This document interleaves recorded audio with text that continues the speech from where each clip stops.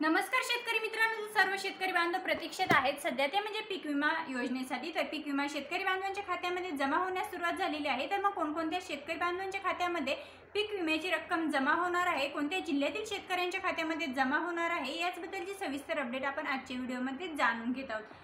तर शेतकरी मित्रांनो, आता गेल्या काही दिवसांपासून शेतकरी रोजच आपल्या बँक खात्यामध्ये पीक विमा जमा होण्याची वाट पाहत होते। अनेक जणांनी या संदर्भात सोशल मीडियावरती प्रतिक्रिया देखील दिलेल्या आहेत आणि वितरणाची तारीख जाणून घेण्यासाठी विचारणा देखील म्हणजे आपल्याला कमेंट्स देखील येत आहेत की नक्की शेतकऱ्यांचा पीक विमा केव्हा जमा होणार आहे। तर मार्च महिन्याच्या आर्थिक गोंधळानंतर सुट्ट्यांचा कालावधी आणि आकडेवारीबाबतची प्रशासकीय प्रक्रिया यामुळे वितरणास विलंब झालेला होता। तर शेतकरी मित्रांनो, आता यवतमाळपासून पीक विमा जमा होण्यास सुरुवात झालेली आहे। तर लातूर, परभणी नंतर आता हिंगोली, नांदेडमध्ये सुद्धा वितरण होण्यास सुरुवात झालेली आहे।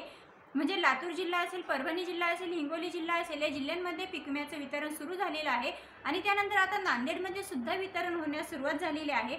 तर पीक विमा वितरणाची सुरुवात ही यवतमाळ जिल्ह्यापासून झाली, त्यानंतर लातूर, परभणी आणि हिंगोली जिल्ह्यांमध्ये विमा वितरण करण्यात आलं आणि या वितरणामध्ये मिड टर्म पीक विमा हा दिला गेला। तर जिल्हाधिकाऱ्यांच्या अधिसूचनेनुसार पीक विमा रक्कम ही खात्यावरती जमा झाली आहे, मात्र या रकमेची रक्कम ही तुलनात्मकदृष्ट्या खूपच कमी आहे, त्यामुळे शेतकरी बांधव नाराज आहेत। म्हणजे मित्रांनो, शेतकऱ्यांच्या खात्यावरती पीक विम्याची रक्कम, काही जिल्ह्यातील शेतकऱ्यांच्या खात्यावरती रक्कम जमा झालेली आहे, परंतु जी रक्कम जमा झालेली आहे तर ती खूप कमी आहे आणि यामुळे मात्र शेतकरी बांधव नाराज झालेले आहेत। तर धाराशिव जिल्ह्यातील शेतकऱ्यांच्या खात्यावरती 6,206 रुपये प्रति हेक्टर दराने पीक विमा हा जमा होऊ लागला आहे। या संदर्भात काल देखील अपडेट मिळालेलं होतं आणि आजपासून अधिकाधिक शेतकऱ्यांच्या खात्यामध्ये ही रक्कम जमा होण्यास सुरुवात झालेली आहे। तर मित्रांनो, धुळे जिल्ह्यात काही दिवसांपूर्वीच कॅल्क्युलेशन प्रक्रिया ही पूर्ण झाली होती, ज्याचं कॅल्क्युलेशन झालेलं आहे। अशा सर्व शेतकरी बांधवांच्या खात्यामध्ये आता पीक विमा रक्कम जमा होऊ लागली आहे आणि हा वितरण प्रक्रियेचा सकारात्मक टप्पा देखील मानला जात आहे।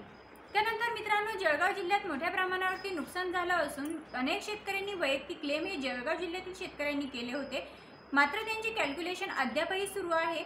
अहमदनगर आणि नाशिक या जिल्ह्यांमध्ये सुद्धा हीच परिस्थिती आहे। कॅल्क्युलेशन सुरू असून लवकरच अपडेट येण्याची देखील शक्यता आहे। तर काही जिल्ह्यांमध्ये म्हणजे सोलापूर आणि परभणी जिल्ह्यांमध्ये अनेक शेतकऱ्यांच्या पॉलिसी ह्या रिजेक्ट झाल्याचं समोर आलं। मुख्य कारणांमध्ये बोगस पॉलिसी, क्षेत्र जास्त दाखवणं, त्यानंतर पाण्याची सोय नसलेली शेती किंवा पोटखराब जमिनीवरती विमा भरल्यामुळे पॉलिसी अमान्य करण्यात आलेल्या आहेत।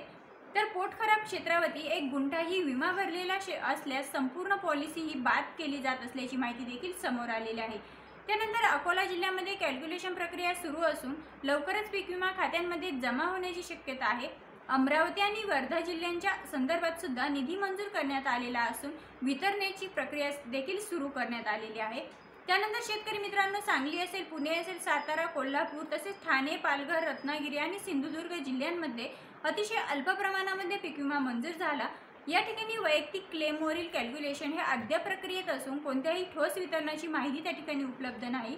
त्यानंतर सोलापूर जिल्ह्यामध्ये पोस्ट हार्वेस्ट विम्याच्या अनुषंगाने 1 कोटी रुपयांची रक्कम ही मंजूर करण्यात आली, मात्र इतर शेतकरी बांधवांचं जे वैयक्तिक क्लेम आहे तर ते वैयक्तिक क्लेम मंजूर झाल्याच्या कोणत्याही अधिकृत बातम्या त्या ठिकाणी मिळालेल्या नाही किंवा माहिती आपल्याला मिळालेली नाही। तर शेतकरी मित्रांनो, आजपासून धुळे, नांदेड आणि धाराशिव या जिल्ह्यांमध्ये पीक विमा वितरणास सुरुवात झालेली आहे। इतर जिल्ह्यांमधूनही हळूहळू वितरणाची माहिती मिळत आहे। दररोज नवनवीन अपडेट मिळत असून शासनाच्या पोर्टलवरती याची प्रक्रिया सुरू आहे। तर शेतकरी मित्रांनो, व्हिडिओमध्ये आजच्या तुम्हाला समजलं असेल की कोणत्या जिल्ह्यांमध्ये पीक विम्याचं वितरण सुरू झालेलं आहे, कोणत्या जिल्ह्यांमधील कॅल्क्युलेशन हे अजून चालू आहे आणि कोणत्या जिल्ह्यामध्ये वितरण झालेलं आहे आणि कोणत्या जिल्ह्यातील शेतकरी बांधवांना जास्त किंवा कमी पीक विमा मिळालेला आहे, याचबद्दलची सविस्तर अपडेट आपण आजच्या व्हिडिओमध्ये जाणून घेतलेले आहे। तर पुन्हा भेटा अशाच नवनवीन आणि महत्त्वपूर्ण माहितींसोबत। तोपर्यंत जय हिंद, जय महाराष्ट्र।